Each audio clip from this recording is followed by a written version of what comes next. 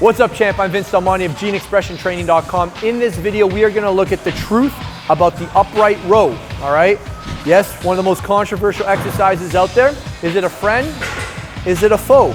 Let's take a look at the pros and cons of this exercise. Pros, did I say? Maybe. Let's find out. There may be a way to do this in a way that's completely 100% safe. Maybe not. We'll find out. Let's dig in.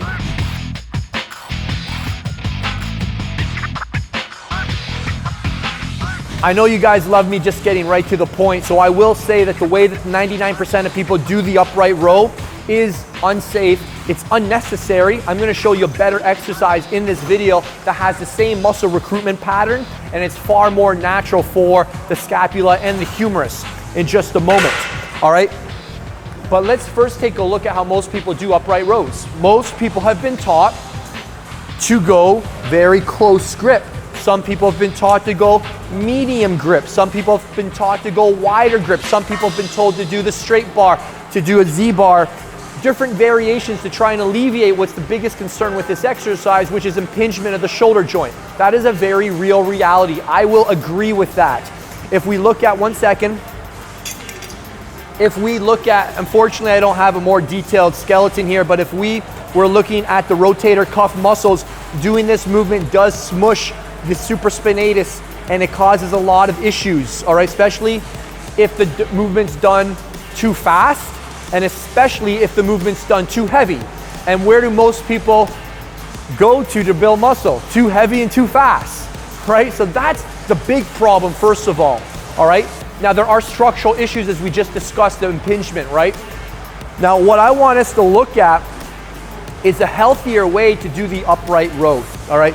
The upright row, if we involve natural scapula and humeral rhythm, we can get the exact same participation of the delt muscles that we would get going up and down, okay? This movement is essentially having somebody put your arm into an arm bar and twist. Anybody been in an arm bar before? It's not nice, all right? It does not feel good. So every time you're doing this, you're literally going in an arm bar, arm bar, arm bar. And not to mention, to get into that position, if we watch one of the recent videos regarding how to do your arm exercises, a lot of stuff has to change at the wrist joint. You see what's happening at my wrist? This is called ulnar deviation, all right? All of the stuff on the front is being lengthened and none of this stuff is engaged. See how the muscles just like popped when I went like that? So you can't maintain this neutral grip, which is creating a lot of ulnar deviation at the wrist, which is putting your joints in a very compromising position. So this position, see this? See what my wrists have to do to get up here? Even here, you see what my wrists have to do? Look, see how my wrists have to go in an ulnar deviation? I can't maintain what's called radial deviation, where I can get flexion and I can engage these muscles to maintain a more natural path. All right, so I'm destroying my wrists for virtually no benefit, all right? Even if I go really wide, now my wrists still have that ulnar deviation, see? Even if I go way out here, I'm still doing some funky stuff at the wrist to just get into this movement. So we can pretty much say that almost all variations of an upright row with at least a fixed object like this or a straight bar can be thrown in the garbage, all right? Let's look what actually is happening when we do this movement. This movement, what does this movement look like? If you cut my arms off right here, you took a hacksaw, sliced me off right here, what does this motion look like? It's a freaking lateral raise. This is a lateral raise. Let's look at a lateral raise. How does this look any different than this? It's the exact same participation of the same muscles. Yet, with this motion, we can allow the natural humeral scapular rhythm to occur. And we can reach and we can maintain that space in the joint so that we're not smushing up our rotator cuff muscles, we're not smushing up the bursae, and we have a much more natural motion, all right? So if you guys want to build your shoulders, you can do the exact same movement. And what you can also focus on doing is allowing your shoulder blades to move. And you can reach for opposite walls and you can maintain that tension on the shoulder in a strong position where you can produce force. All right? So we're not gonna do anything like this or anything like this. The only time that doing an upright row could be an upright row, a partial upright row that has the same movement pattern that doesn't have as many issues. It's something you may have seen me do in some of my videos, is where I've got the dumbbells with neutral wrist and I'm just moving like this. And I do that more for just variety. Again, it's the same thing as this, but I can load the shoulder a bit better because the load is closer to the axis, the shoulder axis, all right? So I can load the shoulder a little better, but I am aware that there's no more benefit to going up here because now we have smushing into the shoulder joint, that impingement, and it's hard to maintain that natural scapular rhythm right here as opposed to here, which is much more natural. All right, so for everybody who has loved the upright row, I'm gonna give you two alternates. Ones that eliminate the risks and have the benefits of that movement pattern, at least a part of that movement pattern. All right, so we're gonna start off with dumbbells and I'll show you cables. So the first thing we wanna do is set this up in a neutral shoulder, all right? And we're gonna allow natural scapular humeral rhythm to occur, just like you were doing a side lateral raise. We're gonna make sure our wrists are locked so we don't have that ulnar deviation stuff going on that's trashing your wrists. We're gonna lock that in and we're just gonna pull out. Pretend that you're in a marionette, you've got strings attached to your elbows, and there's somebody up there, up in the ceiling, and they're attached those strings to your elbows and they're just pulling you out and then they're letting you in. They're pulling you out and then they're letting you in. Pulling you out and then letting you in. And you're just gonna work through this really limited range of motion. And this is one way we can challenge the side delts without all of the crashing into each other at the top.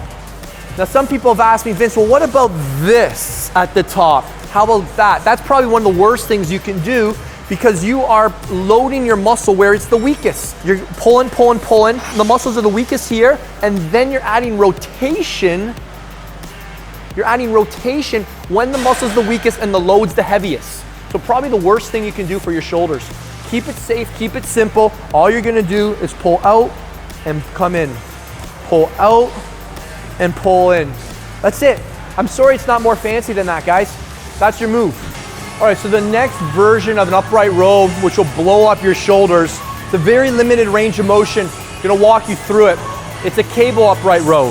So the first thing we have to understand is that these things are trying to cross us, all right? So to prevent that from happening, we need to oppose it. So we're gonna oppose it with what? Our delts. So right from here, we have to contract our delts. A lot of people have a hard time even feeling their delts. So this motion here gets us into that position to start fighting and creating force within our delts. If we look at the wrists, look at my wrist. This is ulnar deviation. This is neutral. This is a bit of radial deviation. We want neutral wrists. We want to think about these things actually being attached here and here at the elbows. And we're going to initiate from that angle and we're just going to pull up. It's a very small range of motion. Again, just think lateral raise. Think you're doing a side lateral raise and just pull the cables out. This creates a lot of side delt activation. It feels really good, and you want to think about elbows to the outer walls. And that's it. Sorry I didn't wear a tank top for you guys, but you guys can feel this when you're at the gym. All right, so it's out, in, small range of movement. We don't need to go way up here. That's when the wrist stuff starts changing. That's when the crashing starts occurring. I think you guys can experience the benefit of this by practicing it yourself. All right, guys, so to wrap up, I'll give you guys one more analogy. We talked about the marriage analogy. We've talked about the car door analogy. We're gonna start talking about the stock analogy. All right, if we're looking at our exercises like stocks, you're always trying to figure out, is this a stock I want to invest in, right? All stocks have risks, all stocks have rewards. All right, we're always looking at the risk profile, risk-benefit ratio, right? Upright row is an exercise that has very, very small benefit. When going up here, high risk. All right, the biggest two issues with it is the speed and the amount of weight. All right, to make this exercise better, we have learned in this video that if we line it up and we maintain the same movement pattern as a side lateral raise, we allow that natural humeral scapular rhythm to occur, where you're not gonna smash the head of the humerus into your acromion and into those rotator cuff muscles, which are gonna cause you issues, and we'll be able to still get a nice contraction. All right, so again, it's really that simple. I am not a fan of any version of a barbell upright row. I think it's an exercise that you can safely throw away, and you don't need to do it because you can make it a lot better just with the versions we've taught you in this video. All right, guys, so again, start looking at your exercises from a perspective of stocks. Is this a stock you want to invest in? Is this a stock that's gonna pay you back, or is this a stock that's gonna cause you to go bankrupt? Is this a stock that's gonna put you in the ground and that's gonna be unrecoverable from? If you guys are looking for a resource to show you how to execute all your movements, all the shoulder exercises to build great delts, then pick up massmechanics.com. Link in the description box below, also link on the screen. It'll take you to a page that will tell you all about the principles of building muscle with baby weights. All right, you'll learn how to build your body in a safe way, not a way that hurts you. I wish I discovered this 15 years ago.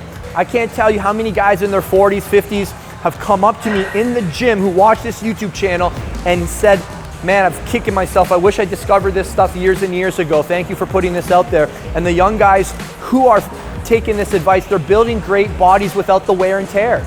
A lot of your favorite idols on YouTube, they're not gonna be around in 5, 10 years from now because they're causing more harm than good. They think they're invincible. They will pay. They might not pay now, but they will pay later. And you don't have to. Pay by investing into yourself. Buy massmechanics.com. Learn how to execute all your movements properly. Link on the screen, link in the resource section below in the description. And you'll learn how to execute all your movements safely with proper contraction cues that allow your body to change without destroying it, without burying it, without beating it into the ground. All right, and you're gonna look awesome, you're gonna feel awesome, you're gonna move awesome, all right? And you'll be so, so grateful that you had an open mind to learning how to work with your body, not just on your body.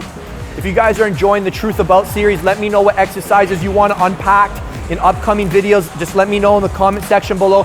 And remember to also tell me, why are people telling you that this is a bad exercise? Because I'll need to understand, like, if someone says sit-ups are bad, well, why are sit-ups bad? If somebody says the leg press is bad, well, why is the leg press bad? Explain to me what people are saying, because I don't have time to watch everybody's videos, but I will read your comments. All right, so let's continue this series with your feedback. I look forward to doing the next one with you. Thank you for all your comments, for all your support. Thank you for sharing this video. Thank you for liking this video. I'll see you guys next time.